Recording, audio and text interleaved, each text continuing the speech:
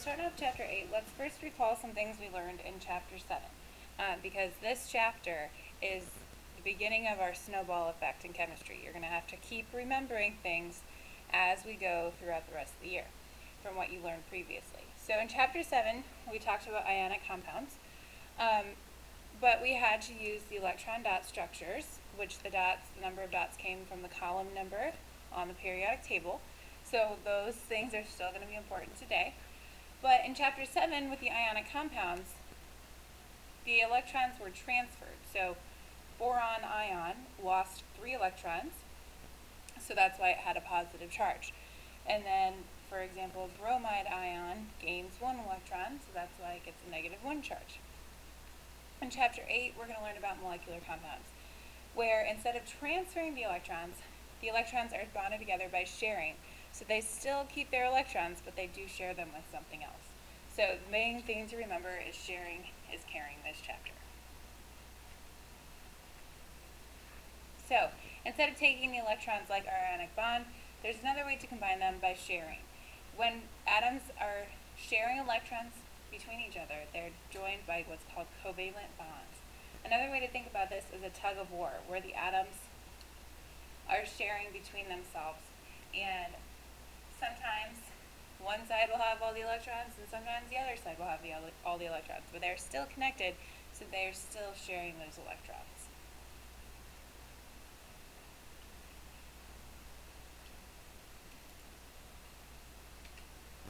Something that's super important that we can't forget from chapter 7 is that we are dealing with the valence electrons for this chapter. So we don't care the atomic number right now per se, we care about what column number it's in. So the A columns, 1A, 2A, 3A, like that. Okay? A molecule is a neutral group of atoms joined together by covalent bonds. Typically, molecules will be formed with nonmetal elements. So last chapter, we were dealing with whole periodic table columns, but this chapter, we're really going to just be dealing with the nonmetal section only. So mainly 5A, 6A, 7A, and 8A. A diatomic molecule is a molecule that contains 2 atoms. So we have 7 elements that form diatomic molecules: hydrogen, oxygen, nitrogen, chlorine, fluorine, iodine, and bromine. So write down this down here at the bottom. I have a poster of these next to the door in my classroom, so make sure you look for that. But the way that we remember them is Honkel fiber. It's an acronym so that you can remember these 7. So anytime that you have hydrogen gas, it's not just going to be hydrogen with 1 atom, it's going to be 2 atoms bonded together. So diatomic stands for 2 atoms bonded together. Molecular compounds are made up of molecules. So we can have molecules that don't have the same elements in them. They can have multiple elements in them. So for example, carbon dioxide is CO2, water, H2O. They have different types of elements in there, and that's okay. But a molecular compound made up of molecules. A molecular formula is the chemical formula that represents the molecular compound. So you don't have to draw these pictures, but a molecular formula shows us how many of each atom is in the substance. So for the water, there's 1 oxygen and 2 hydrogens. For carbon dioxide, 2 oxygens, 1 carbon. C4H10, which is butane, 4 carbons, 10 hydrogens. So let's compare molecular and ionic compounds, since last chapter was all about ionic. Molecular compounds have a representative unit of a molecule. For ionic compounds, last chapter we learned that they were formula units. A substance can never be both a molecular compound and an ionic compound. It's not possible, because ionic compounds are made up of ions and that transfer of electrons, and molecular compounds are made up of molecules and the sharing of electrons.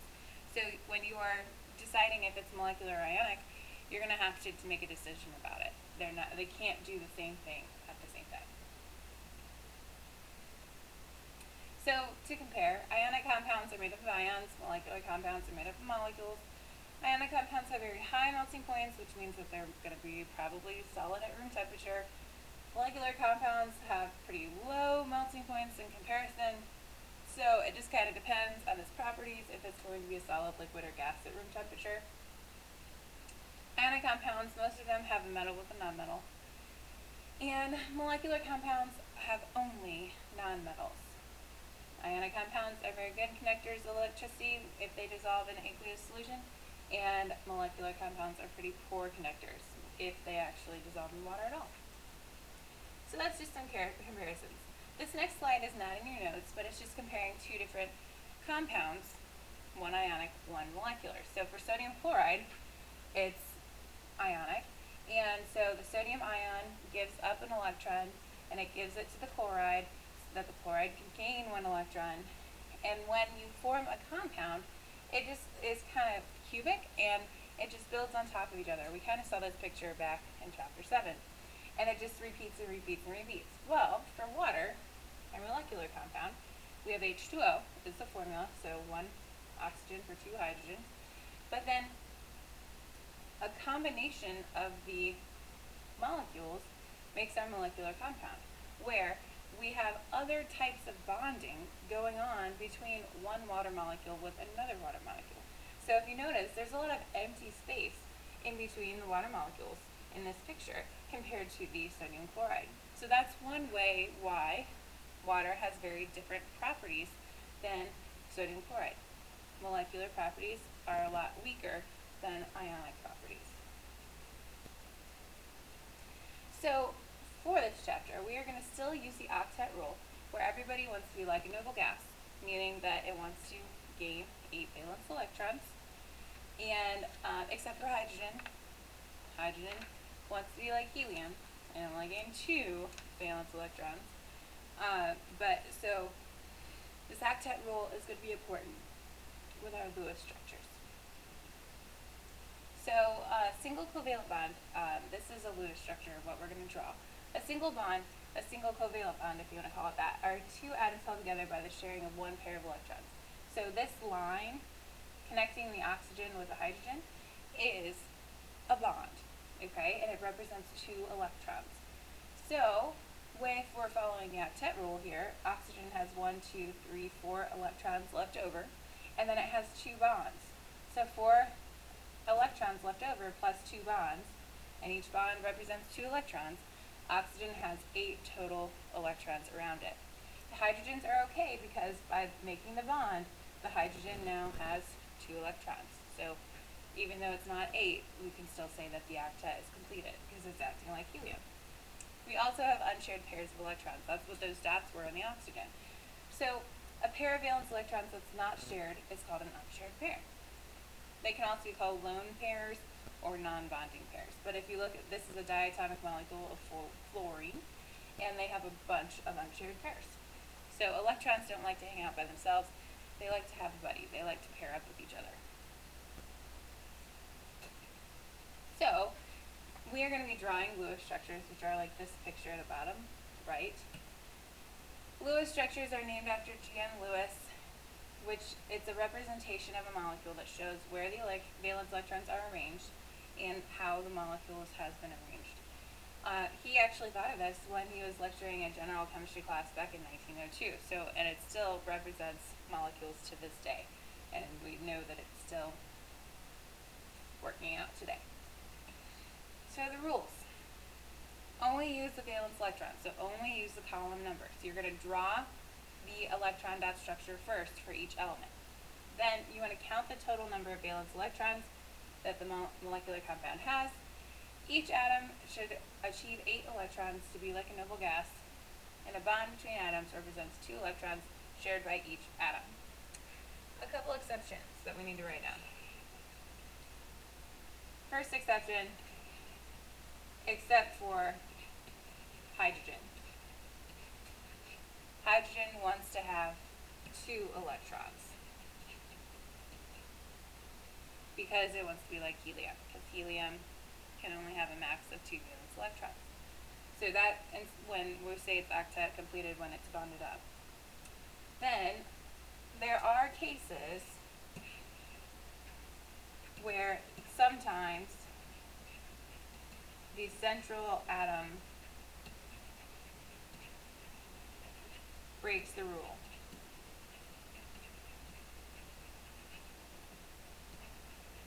But when it breaks the rule, the outside atoms that are branching onto the central will still follow the rule. And we'll see that on our Lewis structures assignment.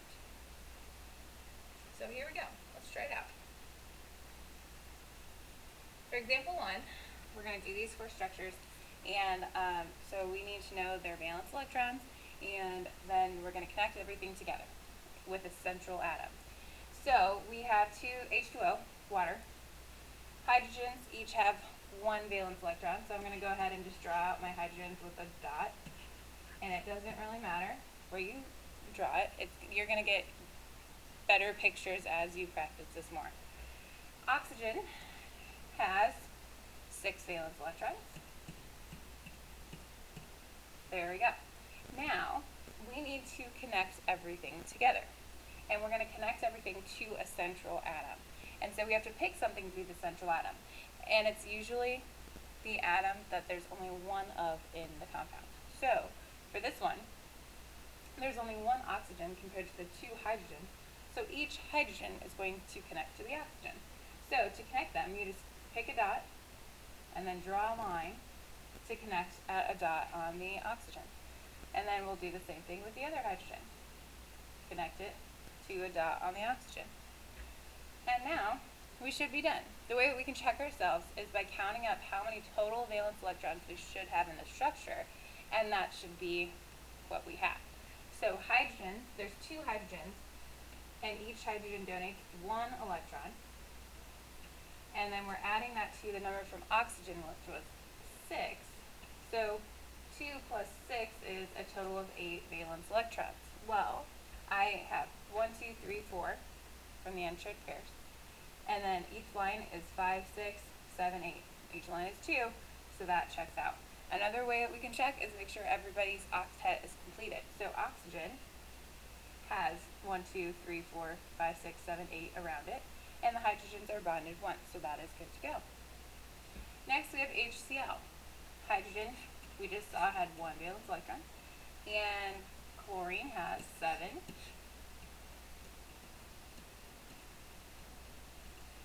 So, to connect them together, I only have 2 atoms, so I'm not going to have a central this time. I'm just going to go ahead and connect the hydrogen to a chlorine. Dot. And to check ourselves, we said hydrogen has 1 dot plus chlorine has 7 to give us a total of 8. 2, 4, 6, 8. We're good to go. NH3. N has 5. And we can already guess, because if it's NH3, there's 1 N. So that means the N is going to be the central atom. So I'm going to go ahead and draw my 5 dots around nitrogen and kind of place that in the center. And then if you notice, we need to add 3 hydrogens. And there's 3 dots left over that are not paired up on the nitrogen. So that's where they're going to connect. So I got a hydrogen there, and a hydrogen there. So by doing that, I have 2, 4, 6, 8 around the nitrogen. The hydrogens are bonded. We're all in the central location. We're good to go. Just to check our number total. 5 plus 3 times 1 equals 8. They don't always work out to be 8. It's just a coincidence on my example. Last but not least, we have C2H4. We're doing this one because I wanted to show you there are some times when you don't have central atoms. And when you don't have a central atom, because you have multiples of everything, then you want to just put it connected together, everything connected, and you want to try and make it as symmetrical as possible. Okay? So for C2H4, we have 2 C's and 4 H's. Each carbon has 4 valence electrons. So, and there's 2 of them, so I'm going to put the ones with less in the center-ish kind of area. So I'm going to put 1 carbon and the other carbon, kind of next to each other. Okay? Then, I'm going to split up the hydrogens so that they are also symmetrical. So I'm going to put 2 and 2. 2 on one side and 2 on the other side.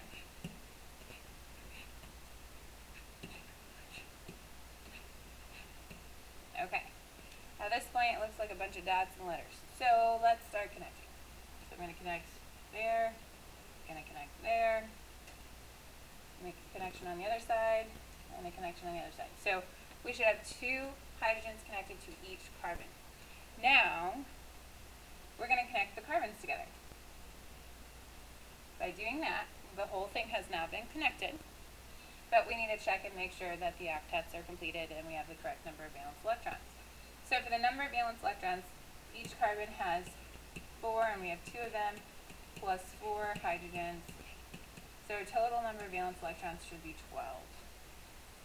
Do we have 12? 2, 4, 6, 8, 10, 11, 12. Yes, we do. Okay, now our octet's completed. The hydrogens are all good because they're all bonded, but are the carbons? Well, this carbon on the right has 2, 4, 6, 7, and the other carbon has 2, 4, 6, 7. So, this is where it gets a little tricky, and we haven't seen anything like this before. The hydrogens are good. We have the total number of valence electrons we need for the structure, so we drew everything correctly. We just have to do one more thing. We are going to double bond the carbons, so we're going to connect those leftover dots. By making a double bond, so connecting them again, making another connection, now we can have 2, 4, 6, 8 electrons around each carbon. So this is where we're going to stop. We're going to get started on our Lewis structures assignment, and we're going to finish those up